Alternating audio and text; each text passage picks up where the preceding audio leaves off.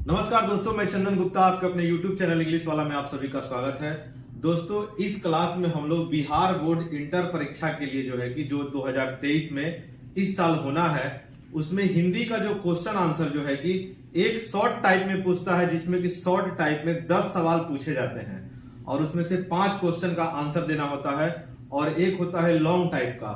जो short type का जो क्वेश्चन आंसर होता है वो प्रत्येक क्वेश्चन 2-2 नंबर का होता है, यानी कि 10 सवाल पूछेगा, 5 का आंसर देना है और एक एक सवाल 2 नंबर का होता है, तो 5 और 2 यानी कि 10 नंबर का ये पेपर होता है। और एक जो है कि लॉन्ग टाइप में क्वेश्चन पूछता है, जिसमें 6 सवाल पूछे जाते हैं और उसमें से 3 प्रश्नों का आंसर देना होता है और एक एक क्वेश्चन 5-5 नंबर का होता है और 5 तिहाई 15 नंबर का वो सवाल आता है। तो इसमें हम लोग इस वीडियो में हम लोग ये देखेंगे कि जो 2023 के बोर्ड एग्जाम में इंटर की परीक्षा में जो 10 सवाल आएंगे उसके लिए VVI question, very important question का एक सीरीज है ये, जिसमें हम लोग मात्र जो है कि पूरे किताब से 30 सबसे महत्वपूर्ण सवालों का सिलेक्शन है, जो कि परीक्षा में आपका एक भी सवाल नहीं छूटेगा। इस बात की गारंटी है कि आपका एक भी सवाल परीक्षा में नहीं छूटेगा। 10 सवाल में से केवल 5 का ही आंसर करना है। तो ये 15 क्वेश्चन का सीरीज है और इसके बाद एक और सीरीज आएगा जिसमें 15 इंपॉर्टेंट क्वेश्चन होंगे। अगर आप मात्र 30 क्वेश्चन का तैयारी अच्छे से कर लेते हैं तो आपके परीक्षा में एक भी सवाल आपका ये जो है कि क्वेश्चन आंसर वाला नहीं छूटेगा। आप इस वीडियो को शुरू से अंत तक देखिएगा और ये जितने भी क्वेश्चन हैं आप इसका आंसर जो है घर पे तैयार करके, या अगर आपका आंसर इसमें नहीं हो पा रहा है तो आप हमें कमेंट में जरूर बताइएगा, ताकि हम अगले वीडियो में इसके आंसर के साथ इसको लेकर के आए और आप इसे अच्छे से परीक्षा से पहले इसको तैयारी कर लें। तो आइए देखते हैं ये कौन कौन से प्रश्न हैं ऐसे जो बड़े ही इंपॉर्टेंट है। पहला नंबर क्वेश्चन ये है कि भूषण ने शिवाजी की तुलना मृगराज से क्यों की है। ये पहला नंबर क्वेश्चन है, आप इसे अच्छे से नोट कर लीजिएगा या स्क्रीनशॉट ले लीजिएगा लास्ट में। भूषण ने शिवाजी की तुलना मृगराज से क्यों की है, ये पहला नंबर क्वेश्चन है। दूसरा नंबर क्वेश्चन है कि मानक और सिपाही एक दूसरे को क्यों मारना चाहते थे। मानक और सिपाही एक दूसरे को क्यों मारना चाहते थे। इस कहानी को पढ़िएगा। ये चैप्टर है सिपाही की माँ, जो कि एकांकी है सिपाही की माँ। उसमें जो है कि एक बिस्नी नाम की महिला है और उसका एक पुत्र है मानक, जो कि अपने घर की स्थिति को देखते हुए, उसके घर की स्थिति खराब है और उसकी एक बहन है मुन्नी, जिसकी शादी करने के लिए ये जो है कि दूसरे विश्व युद्ध में बर्मा देश की तरफ से जाकर के ये शामिल हो जाता है और युद्ध लड़ने के लिए चला जाता है। और इसकी माँ जो है कि घर पे इसका इंतजार कर रही है और सपने में देखती है कि जो है एक दूसरा सिपाही है और जो मानक एक दूसरे को मारना चाहते थे। तो ये सवाल का आंसर इस तरह से दिया जाएगा। क्वेश्चन नंबर 3 है कि कुंती का परिचय दे। क्वेश्चन नंबर 4 है जयप्रकाश नारायण की पत्नी का क्या नाम था, वे किसकी पुत्री थी। ये क्वेश्चन नंबर 4 हो गया। क्वेश्चन नंबर 5 है कि भगत सिंह की विद्यार्थियों से क्या अपेक्षाएं थी। भगत सिंह की विद्यार्थियों से क्या अपेक्षाएं थी। क्वेश्चन नंबर 6 है कि नारी की पराधीनता कब से प्रारंभ हुई। नारी की पराधीनता कब से प्रारंभ हुई। क्वेश्चन नंबर 7 है हरचरना कौन है। क्वेश्चन नंबर 8 है कि अधिनायक कौन है। और क्वेश्चन नंबर 9 है कि बातचीत शीर्षक पाठ में 2 बुढ़ियों के बातचीत का प्रकरण क्या होता है। बातचीत शीर्षक पाठ में 2 बुढ़ियों के बातचीत का प्रकरण क्या होता है। जैसे आप बातचीत एक कहानी है उसको पढ़िएगा, उसमें बाल कृष्ण भट्ट जो है उसके लेखक हैं।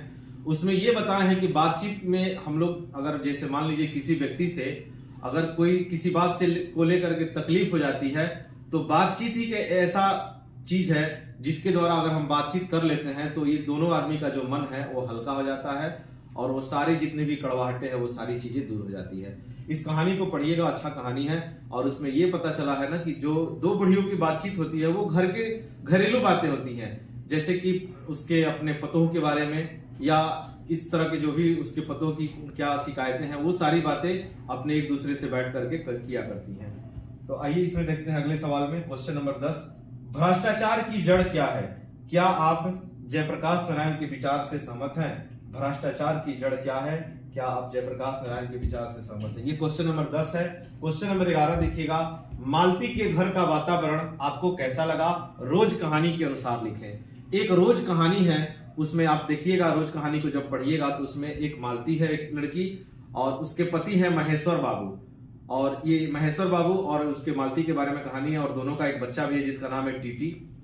उसमें जो है कि महेश्वर बाबू जो है कि एक पेशे में डॉक्टर है, जो कि गैंग्रीन नामक एक बीमारी है, जो अगर शरीर में कोई कांटा चुभ जाता है ना तो उसके वजह से जो घाव बन जाता है उसको गैंग्रीन बोलते हैं। और गैंग्रीन नामक बीमारी के इलाज करने के लिए ये महेश्वर बाबू यानी कि मालती के पति जो है कि वो फेमस है और इलाज करते हैं। तो इसी के बारे में कहानी है। और इस तरह का एक ऑब्जेक्टिव भी इसमें एक सवाल पूछा जाता है कि रोज कहानी जो है कि कितने बजे के समय पर यह समाप्त होती है। तो इसका आंसर होता है 11 बजे के समय पर समाप्त होती है। तो ये इसको अच्छे से आप पढ़ लीजिएगा। क्वेश्चन नंबर 12 है कि हृदय की बात का क्या कार्य है। हृदय की बात का क्या कार्य है। क्वेश्चन नंबर 13 है समूची दुनिया में जन जन का युद्ध क्यों चल रहा है। समूची दुनिया में जन जन का युद्ध क्यों चल रहा है। और क्वेश्चन नंबर 14 है जयप्रकाश नारायण कम्युनिस्ट पार्टी में क्यों नहीं शामिल हुए। जयप्रकाश नारायण कम्युनिस्ट पार्टी में क्यों नहीं शामिल। आप जब इसे पढ़िएगा तो पता चलेगा। ये इस चैप्टर का नाम है संपूर्ण क्रांति, जिसका नारा जो है कि जयप्रकाश नारायण ने दिया हुआ था, संपूर्ण क्रांति का नारा। ठीक है। और क्वेश्चन नंबर 15 है धांगड़ शब्द का क्या अर्थ है। धांगड़ शब्द ये पढ़िएगा चैप्टर, तो आपको ये ओ सदा नीरा जब चैप्टर पढ़िएगा तो उसमें ये पता चलेगा कि ये चैप्टर वही का क्वेश्चन है। वो धांगड़ शब्द भारत में एक्चुअली क्या था जब अंग्रेजों का शासन था। और एक क्वेश्चन ये भी बनता है कि ओ सदा नीरा जो पाठ है ये किस नदी के बारे में इसमें विशेष महत्व दिया गया है। तो ओ सदा नीरा जो है ना गंडक नदी पर ये कहानी बनाया गया है, गंडक नदी। ठीक है। और इसमें ये बताया गया है कि जब भारत जो है कि गुलाम था, जिस समय अंग्रेजों का शासन था, तो भारत में यानी कि बिहार में जो है कि नील की खेती करने के लिए छोटा नागपुर पठार से जो मजदूर जो बुला करके यहाँ पे काम कराया गया, नील की खेती कराया गया, तो जो मजदूर यहाँ पे काम करने के लिए आए उन्हीं मजदूरों को हम लोग धांगड़ के नाम से जानते हैं। तो कहानी पढ़िएगा तो आपको अच्छा लगेगा और इसमें बहुत सारी चीजों के बारे में जानकारी मिलेगी। और उसी कहानी में हम लोग ये पढ़े थे कि महात्मा गांधी जब चंपारण में आए हुए थे तो चंपारण में 3 स्कूल का जो है कि शिलान्यास करके गए। जैसे एक बड़हरवा हो गया, एक विधिहरवा आश्रम हो गया। और आप एक कमेंट में जरूर हमें बताइएगा वो तीसरा नाम क्या है जिसको जो है कि महात्मा गांधी ने 3 स्कूल का इसमें उद्घाटन किया था। तो ये टोटल 15 इंपॉर्टेंट सवाल है और 15 और इंपॉर्टेंट सवाल आपको अगले वीडियो में मिलेगा। जल्द ही एक या 2 दिन में आपको मिल जाएगा। और इन 15 सवालों का आंसर आप क्वेश्चन बैंक या जिस तरह से भी हो सके या बुक से या अपने फेयर से कंप्लीट कर लीजिएगा। ये सभी के सभी इंपॉर्टेंट सवाल है। आपको मात्र ज्यादा सवालों का तैयारी नहीं करना है, आपको शॉर्ट टाइप के सवालों में मात्र 30 प्रश्न का तैयारी करिएगा। आप देखिएगा कि उसमें से हूबहू क्वेश्चन आपको परीक्षा में जो 5 आंसर देना है ना, 5 आंसर आपको आराम से इसमें आप आंसर दे दीजिएगा। रहा सवाल लॉन्ग आंसर को कैसे क्या किया जाएगा। लॉन्ग आंसर में 6 सवाल पूछता है, उसमें से 3 सवाल का ही आंसर देना होता है। तो लॉन्ग आंसर के लिए हम लोग मात्र 10 सवाल का तैयारी करेंगे, मात्र 10 क्वेश्चन तैयारी करेंगे और लॉन्ग आंसर उसमें से 3 ही लिखना होता है। तो 30 सवाल ये आपको शॉर्ट में तैयारी करना है और 10 सवाल लॉन्ग के लिए तैयारी करना है। 40 क्वेश्चन आराम से तैयार कर लीजिएगा, आपका परीक्षा में एक भी सवाल नहीं छूटेगा। ठीक है। और बाकी रहा तो अगर हम लोग जैसे कि ऑब्जेक्टिव को कैसे तैयार करें, तो आप इस चैनल पर जो है कि रात में 8:30 बजे लाइव जरूर देखिएगा। जितने भी प्रीवियस ईयर के ऑब्जेक्टिव हैं आपको लाइव में आपको ऑब्जेक्टिव कंप्लीट करा दिया जाएगा, बिल्कुल अच्छे से डिस्कशन के साथ। एक सवाल पे बहुत सारे सवालों को समझाते हुए उसको डिस्कशन किया जाएगा।